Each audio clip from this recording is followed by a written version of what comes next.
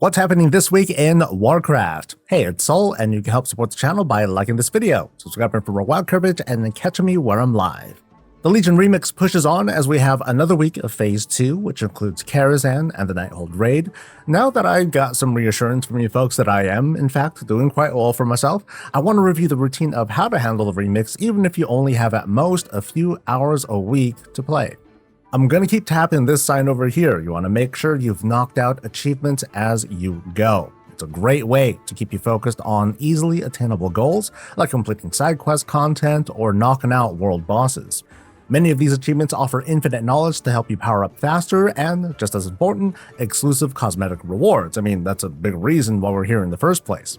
The completionism.com website is a very easy tool to help track this, and it only needs your character information. You don't need to log in with your BattleNet stuff if you're not comfortable doing it.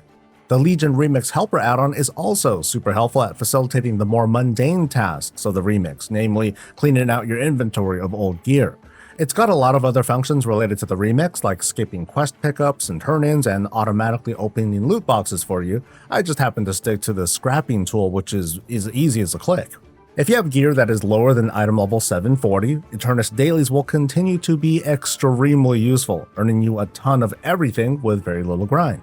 And these days, group leaders are more and more comfortable taking pretty much anyone into mythic raids because they only need a few people to get through pretty much any encounter in a reasonable amount of time. Of course, the better gear you have, the more likely you'll survive. That's the more important thing if you're just starting these kinds of runs. But once you're in, it's a quick affair, leaving you, well, probably chasing most of the time.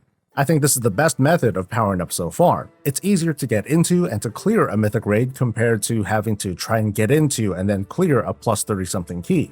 Just my opinion, but high-level keys can wait, if you're patient. A routine like this isn't likely to change much for the rest of the Remix. In fact, it's going to get easier as more and more players reach a very high versatility level.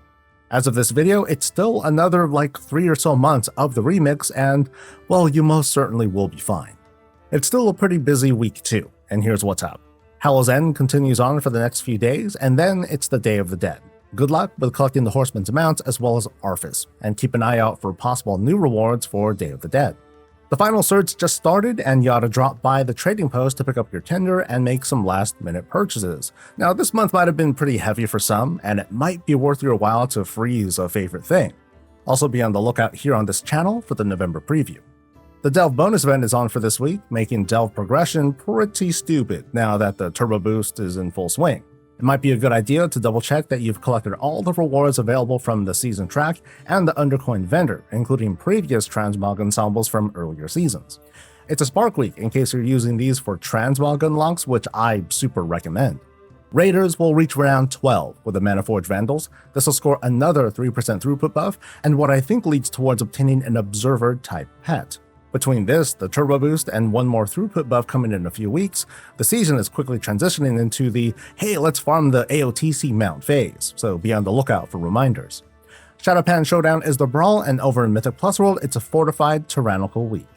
Later this week, the alpha will enter its 5th and final phase, opening up all the zones and the leveling experience, the zone activities, and more profession stuff.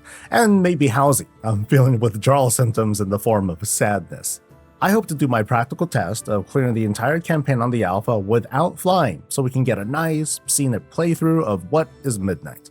The next step, of course, is transitioning into beta, but it's not certain if it'll happen in a week or if this certain phase in alpha testing is going to be stretched out a bit. But you can bet all them folks who pre-purchased the Epic Edition of Midnight, they are impatiently waiting. That's going to be it for this week, but stay tuned for the Trading Post preview and more as news develops. Please like this video, subscribe for more WoW coverage, catch me live, and I'll catch you later. Stay safe, stay healthy, and stay breezy.